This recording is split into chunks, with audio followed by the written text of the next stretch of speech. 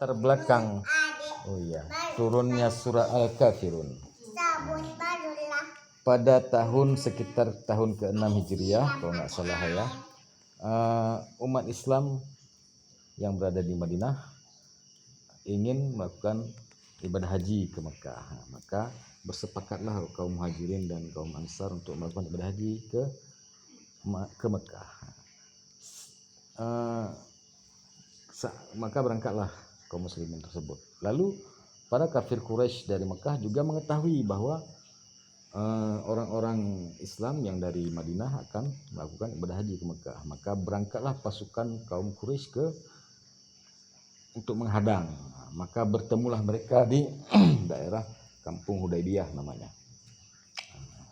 Maka dicegatlah rombongan kaum muslimin, karena kaum muslimin dia ingin melakukan ibadah haji, maka dia tidak membawa perlengkapan perang, tidak bersenjata. Karena mereka tidak bersenjata, maka tidak dilakukan perperangan. Maka dilakukanlah perjanjian Hudaybiyah. Perjanjian Hudaybiyah itu awalnya kaum musyrikin, karena orang muslim ingin beribadah haji, maka ditawarkan opsi, tahun ini kalian beribadah haji, tahun depan kalian menyembah berhala. Diajak mengikuti ibadah kaum musyrikin. Setahun kami ikut kalian beribadah Islam, setahun kemudian kalian ikut kami gitu. Maka nggak mau orang Islam, dan turunlah surah Al-Kafirun itu. Maka dilakukanlah perjanjian Hudaybiyah. Perjanjian Hudaybiyah itu isinya seperti gencatan senjata, tidak boleh saling menyerang.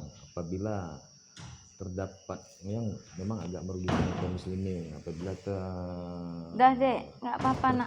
tertawan kafir Quraisy di Madinah, maka harus dikembalikan kepada kaum musyrikin. Tapi apabila tertawan orang Islam di Mekah, tidak dikembalikan kepada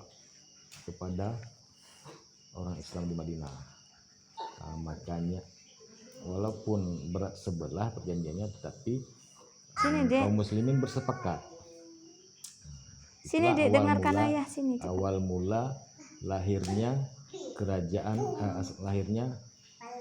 negara Madinah. Negara Madinah. Karena dilakukan perjanjian Hudaybiyah, maka tidak ada peperangan dengan Mekah. Lalu kaum muslimin melakukan ekspansi ke daerah lain. Berdakwah, melakukan peperangan ke daerah lain, berdakwah dengan Romawi, dengan Persia. Perang pertama itu dengan Romawi. Maka tidak terlalu konflik dengan kaum Mekah, tidak terlalu ini.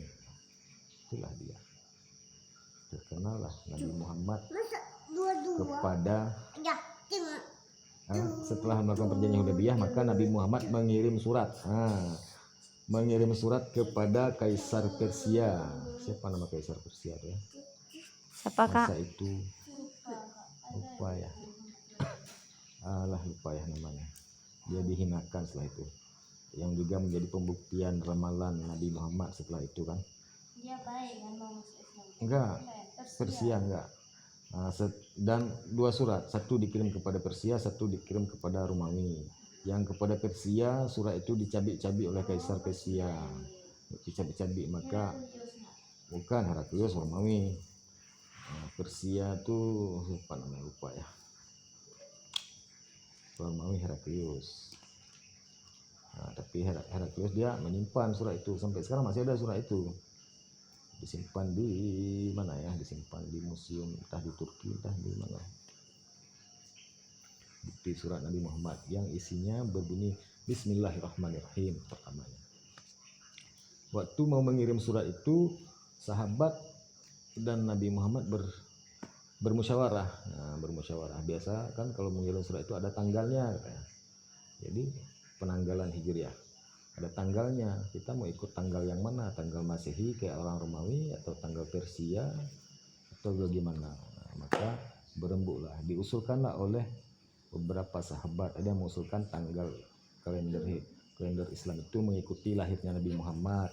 Ada yang mengusulkan mengikuti Adik sibuk dengar sini. apa namanya kerasulan, yaitu turunnya ayat yang pertama kan. Ada yang lalu ada usul yang dari Umar bin Khattab, yaitu mengikuti hijrahnya ke Madinah. Maka bersepakatlah kaum muslimin mengikuti hijrahnya ke Madinah. Maka lahirlah kalender Hijriah. Setelah lahir kalender Hijriah, maka dikirimlah surat ke dua bangsa besar itu, Romawi dan Persia. Itulah awal mula kalender Hijriah. Dan itu sudah tahun ke-6 Hijriah kan? Udah tahun ke-7 Hijriah, itu sekitar tahun ke-7 Hijriah baru dibuat kalender Hijriah itu. Mundur dia kalendernya itu kan. Begitulah dia. Bagimu Kafirin tadi bagiku agamaku. apalah Bagimu agamamu, bagiku agamaku, katanya kan.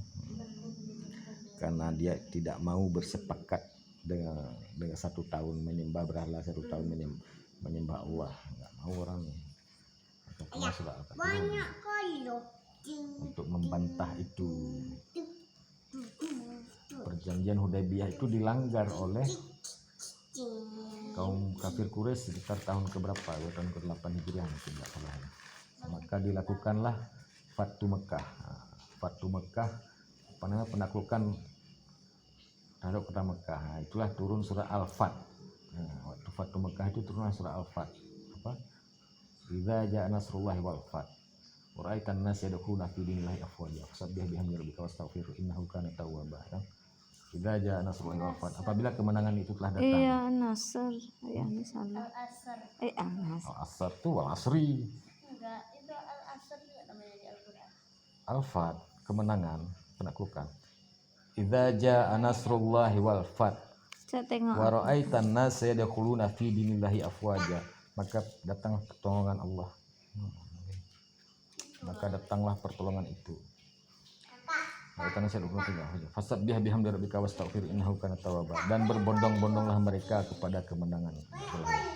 Enggak ada Al-Fat loh, Pi. Enggak ada. Kok Al-Asr? Al-Fat.